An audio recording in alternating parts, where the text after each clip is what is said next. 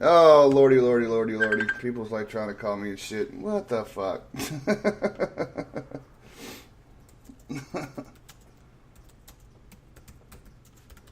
Unmute yourself, dude. Oh, kill me with that. No, I was actually trying to type a message back and forth to him. He wants to come on next week. I told him any day would be good. He's going to look at his calendar, see what he's got available. That's what's up.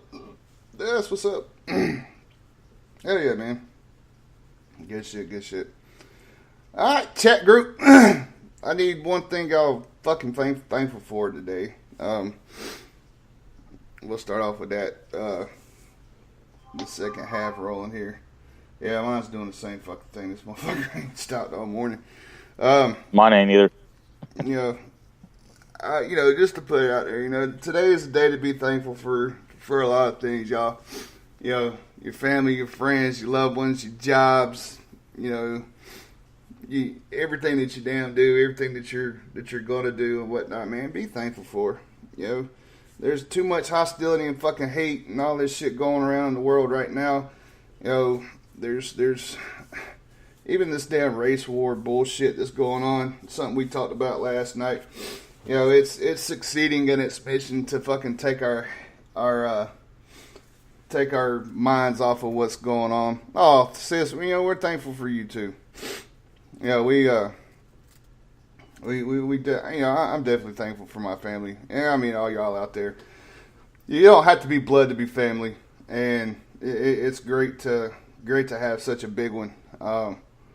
You know, I have very few blood family members left, and a lot of them I don't really talk to just because of how they want to act. You know, I choose not to be around the negativity, but it's grateful to have such a big family out there. You know, like Sissy said last night, I don't look at everybody as like followers or fans like that. I look at everybody as like family and friends. You know, it's an amazing thing, man. You know, it's got to feel good to do things for other people. At least it does. At least it makes me feel good. You know, if instead of raising hell and causing a bunch of bullshit, you know, it really does. It feels good to help other people and whatnot. And you know, try it sometime. I mean, all y'all out there, you know, if y'all want to try to raise hell and raise antics and stuff like that, try helping somebody sometime. You know, see how it makes you feel to see somebody smile or whatnot. You know, it's a great fucking feeling. It's a great thing to see somebody else smile and be happy and whatnot for what you do. And you know, it's just like the military. You don't go in for money or fame or anything like that, man. You do it because your heart tells you to, and makes your heart feel good. You know, and you know, to the people that want to stop that, you know, I pray for you. You know, I pray for everybody. You know, we all need Jesus in our life. Ron says he's grateful for DGN and Country Ham. I hear you, Ron. we love you too, Mr. 7000. Yeah. Yeah, you know, I'm thankful for family. You know, I'm blessed to have the family that I have, and that, you know, that includes you and the rest of the, you know, everybody else in DGN, all the listeners, you know, guys I served with. It's for me one big family, and I honestly, I don't know where the fuck I'd be at right now if it wasn't for, you know, the network, for my family here at home, and you know, all that. Because honestly, when I went through my divorce and I was you know, single and stuff, you know, my brother didn't tell me this until after the fact, but he called me one night crying, and I was like, hey, what's going on? And he was getting ready to go out of town. He had to go down to Texas, and it was actually about this time last year, and it was right before Christmas, or no, it was right after Thanksgiving. It was before Christmas, so it was about this time last year, and he called me. He's, you know, getting ready to leave to go out and, you know, jump on a plane and go out for his flight.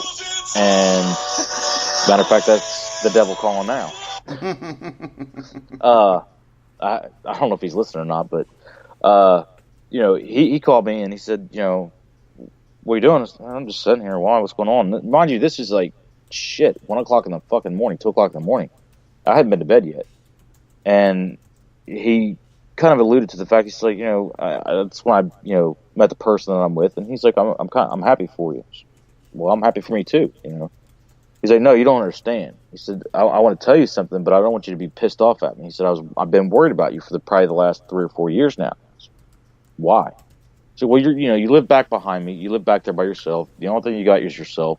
You don't have, cable. You don't have, X, Y, and Z, and you pretty much stay to yourself. Nobody comes back there to say hi. Nobody comes back to visit. None of that. He said, you're there alone 24/7, constantly, except for when you go to work.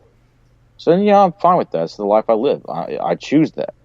Mm-hmm. And he said, no, you got to understand something. He said, I was worried about you because of the whole veteran suicide thing. What are you talking about? And he told me, he said, I know that you said back there you have guns. And he said, it drives me insane to no ends, when I'm out of town and I can't watch over you. I'm like, you're my baby brother. You don't have to watch over me. He said, no, I do, because you're by yourself.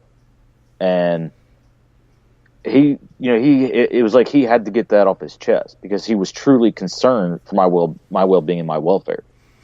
And he had me in fucking tears because he let that out that, he was truly concerned about me. He thought I would go that route. And I'm like, dude, there's no way in hell I will ever go that route.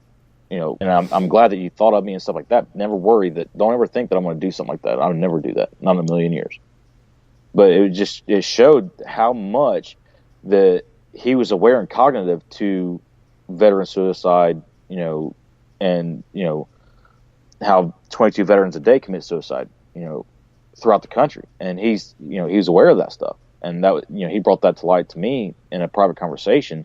I'm sharing it on the air, and it's, it is what it is. But, it just shows that, family's family, and they're going to watch out for you. You're right, and with him being that in tune to veteran suicide and stuff and whatnot, it's the quiet ones we really have to look after. And there's a lot of people say, "Oh, I'm going to kill myself. I'm going to kill myself. I'm going to kill myself." Those are the guys that probably aren't going to do it. Statistically, I can't speak. That's what it shows anyway. The people that end up doing it don't say a lot. They don't hardly talk about it, if they even talk about it at all. Because they know in the back of their mind, it's not something that they want to talk about. It's not something they want people to worry about. But in the end, it comes back to us anyway, because we carry that burden for the rest of our life. So if you are out there and you are listening, which we got a pretty damn decent crowd, thank you for all you guys that are coming in this morning. If for some odd reason you are thinking about it and stuff like that, feel free to reach out. It's cool to reach out for help. It shows how strong you really are by reaching out for help, because sometimes it's, it's not easy. Sometimes it's a hard thing, yeah, because you don't want people to think differently of you. We deal with that enough as it is already, with people dealing with suicide, coming back and whatnot. That's a big reason why I don't talk to a lot of my families, because they they think differently, because I've changed. That's one thing that, a lot of us should look at. And it's not a bad change that we've been through sometimes either. We come home and we look at everybody and we're like, God, everybody's fucking changed. Everybody's an asshole. They're a dickhead. They're, they're just self-centered and worried about themselves. But what about us? Going through the military and stuff like that, for us to make rank, you have to educate yourself. You have to go to school, wherever it's military school or civilian school, at some point in time to make senior NCOs. You have to do both. And, that's one thing I looked at. I was like, you know what? I've changed a lot myself. Knowing integrity, honor, self-discipline, self-service, and all that shit on a different scale than a lot of other people know. And then on the same sense of going in and getting my bachelor's degree, becoming an expert in safety and health through OSHA, I've had to educate myself to earn those promotion points and stuff. And you just look at life a whole lot differently, especially after being downrange.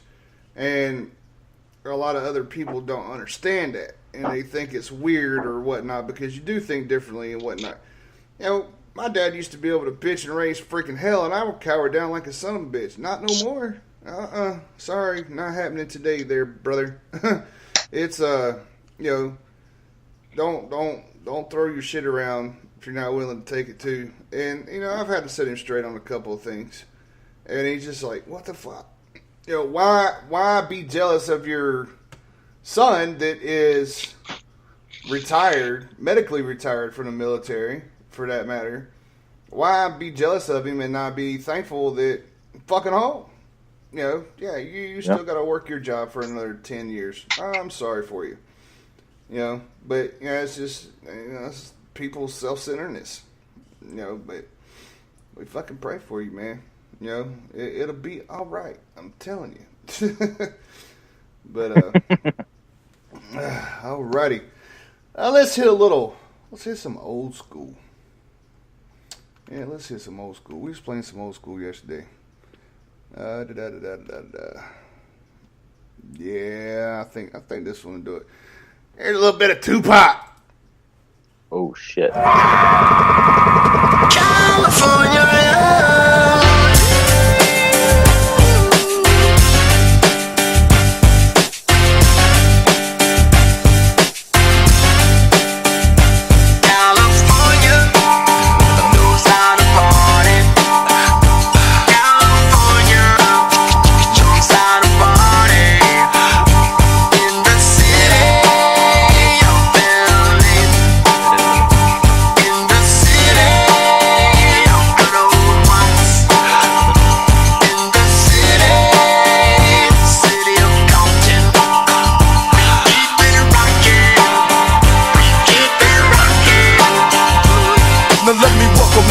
To the Wild Wild West, a state that's untouchable like Elliot Ness. The track hits your eardrum like a slug to your chest. Back a vest for your Jimmy in the city of sex. We in that sunshine state where the bomb ass him be. The state where you never find a dance floor empty and pimp speed. On a mission for them greens. Lean, mean, money making machines, serving fiends. I've been in the game for 10 years making rap tunes.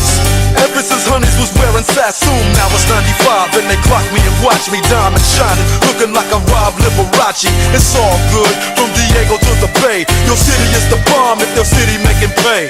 Throw up a finger if you feel the same way. Straight putting it down for California, yeah. California, knows how to party, knows how to party. California, West Coast, knows how to party. Yes, they do. That's right. In the city.